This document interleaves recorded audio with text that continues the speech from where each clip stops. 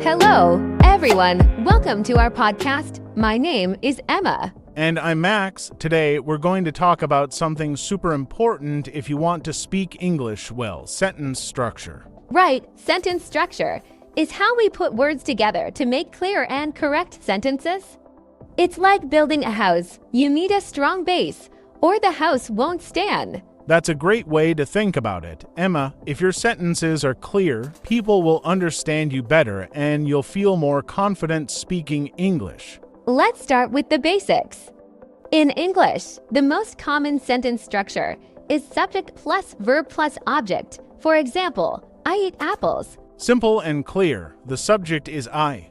The verb is eat and the object is apples. Exactly. The subject is the person or thing doing the action. The verb is the action. The object is the thing the action happens to. Let's try another example. She reads books. What's the subject, Emma? The subject is she. And the verb? Reads. And the object? Books. Easy, right? It is, but not all sentences need an object. For example, he runs. There's a subject, he, and a verb, runs. That's it. Yes, and those sentences are complete too. They're just shorter. Now, let's talk about word order. In English, the word order is very important. If you mix it up, the sentence might not make sense. For example, instead of saying the cat chased the mouse, if you say the mouse chased the cat, it changes the meaning completely. That's right. The subject and the object are different, so the sentence means something else. Here's a fun way to practice word order. Write a simple sentence, like Tom plays football. Then try switching the words around. Say, football plays Tom. Does that make sense? No, it doesn't. That's a great tip, Emma. Another good tip is to read simple sentences and say them out loud. When you hear them, it's easier to remember the correct order. Absolutely, and pay attention to helping verbs like is, are, was, or were. These can change the meaning of a sentence too. For example, she is singing means she's doing it now. But if you say she was singing, it means she did it in the past. That's a good point, Max. Verbs tell us when something happens now, before, or even in the future. Yes, and once you understand this, your sentences will improve a lot. Another thing to remember is adding small words like a, an, or the. These are articles, and they help make your sentences complete. For example, instead of saying cat chased mouse, you say the cat chased the mouse. It's clearer and sounds natural. Great! Let's try something fun now. Max, I'll say a sentence, and you tell me if it's correct or not. Ready? Always ready. Okay, he eating lunch. Him. That's not correct. It should be he is eating lunch. Exactly. What about this one? They are play soccer. That's not right either. It should be they are playing soccer. Perfect. Do you see how small changes can make a big difference? Yes, and practice is key. If you keep trying, you'll get better every day. I agree. Remember, even native speakers make mistakes sometimes. The important thing is to keep learning and not give up. And that's why we're here to help you build your English step by step. Let's continue with more tips and examples. One thing learners often find tricky is adjectives. Where do they go in a sentence, Max? Good question, Emma. In English, adjectives usually go before the noun they describe. For example, a big house or a red apple. Yes, but in some sentences, adjectives can come after a verb.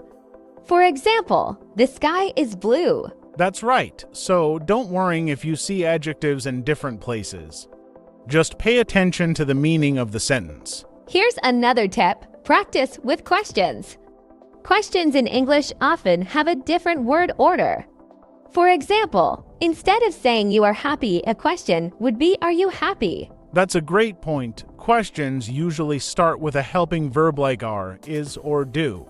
And don't forget question words like what, where, when, who, why, and how. Yes, like in where is the park, or what time is it? Exactly. Asking questions is a great way to practice English and learn new words. And it's fun too, just try to make simple sentences and turn them into questions. It's a great exercise. You're right, Max. Sentence structure is like a puzzle. Once you know where each piece goes, it becomes much easier. And soon you'll be making great sentences without even thinking about it. Let's keep practicing and learning together. There's so much more to explore about sentence structure. Thanks, Emma. Let's keep going with mastering English sentence structure. So far, we've talked about basic word order, subjects, verbs, and objects. Let's dive deeper and learn more ways to make our sentences stronger. Great idea, Max. Where should we start? Let's talk about sentences with two verbs. Sometimes a sentence needs an extra verb to give more information. For example, I want to eat pizza. Good example, the first verb is want and the second verb is to eat. The second verb explains what the first verb is about. Exactly. It's like they're a team. Another example is she likes to sing. Yes, and it's important to remember that the second verb usually comes after to. But not always. For example, I can swim. That's a great point. Words like can, will, should, or must don't need to. They go directly with the verb, like in he must go. Another thing learners ask about is connecting words. These are words like and, but, or because. They help join two ideas in a sentence. Yes, for example, I like apples and I like oranges. The word and connects the two ideas. And if you want to show contrast, you can use but. For example, I like apples, but I don't like oranges. Exactly, and because is used to explain why. For example, I'm happy because it's sunny. These connecting words make your sentences longer and more interesting. They're like bridges that link ideas together. That's true. Let's try a little practice. I'll say the short sentences and you connect them with a word like and, but, or because. Ready? I'm ready. Okay. I am tired. I slept late last night. I am tired because I slept late last night. Perfect. Here's another one. I love reading. I don't like writing. That's easy. I love reading, but I don't like writing. Great job. See how these small words make a big difference. Absolutely. And learners can practice this at home too. Just write the sentences and connect them with a word like and or because. Good tip. Emma, let's move on to another important part of sentence structure. Questions with helping verbs. Oh, yes. Questions are tricky for many learners. Where should we start, Max? Let's start with simple questions. If you want to ask a yes or no question, you often use a helping verb like do, does, is, or are. For example, do you like coffee? Or is she your teacher? Exactly. Notice how the helping verb comes first. It's different from regular sentences where the subject comes first. That's right. If it's a question, the word order changes. Instead of you like coffee, we say do you like coffee? And it's the same with does. For example, she works at the bank.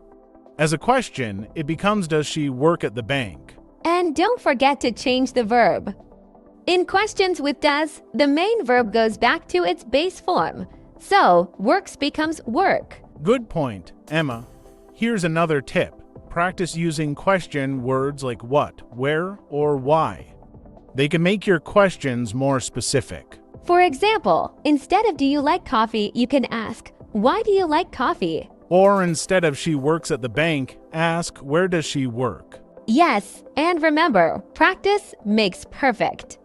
The more you practice, the more natural these questions will feel. Speaking of natural, let's talk about adding details to sentences. For example, instead of saying I eat pizza, you can say I eat pizza every Friday with my friends. Good example, adding details makes your sentences more interesting and clear.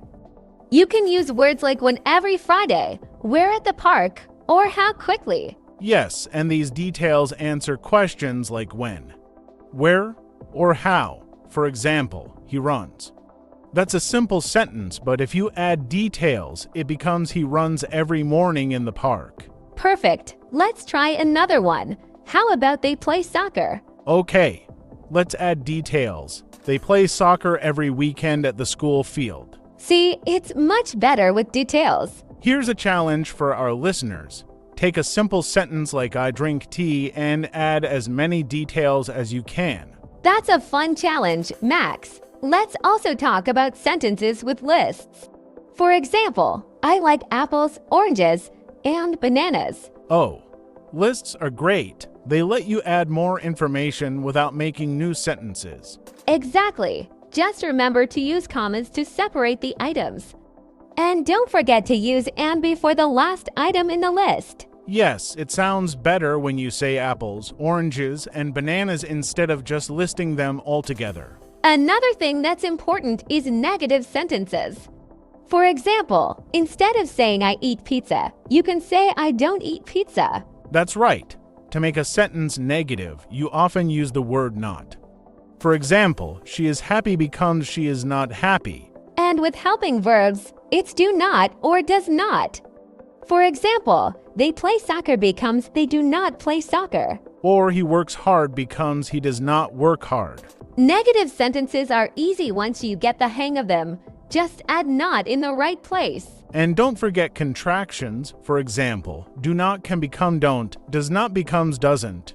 Good point, Max. Contractions make your English sound more natural. And learning sentence structure step by step will make your English clearer and easier to understand. There's so much more we can practice. Let's continue exploring English sentence structure. So far, we've talked about basic sentences, questions, adding details, and even negative sentences. Now, let's look at more advanced ways to build sentences. Great idea. Emma, what should we focus on first? Let's start with complex sentences. A complex sentence has one main idea and one or more extra ideas. For example, I stayed home because it was raining. Yes, the main idea is I stayed home and the extra idea is because it was raining. These sentences are connected with words like because, if, when, or although. Right, these connecting words are called subordinating conjunctions. They explain why, when, or under what conditions something happens. Let's practice. I'll say two ideas and you connect them. Ready? I'm ready. I was late. The traffic was heavy. I was late because the traffic was heavy. Perfect. Here's another one. I'll go to the park. It stops raining. Okay, I'll go to the park if it stops raining. Great job, learners. You can try this at home. Write the simple ideas and connect them with words like because or if. That's a fun way to practice, Max. Now, let's talk about relative clauses.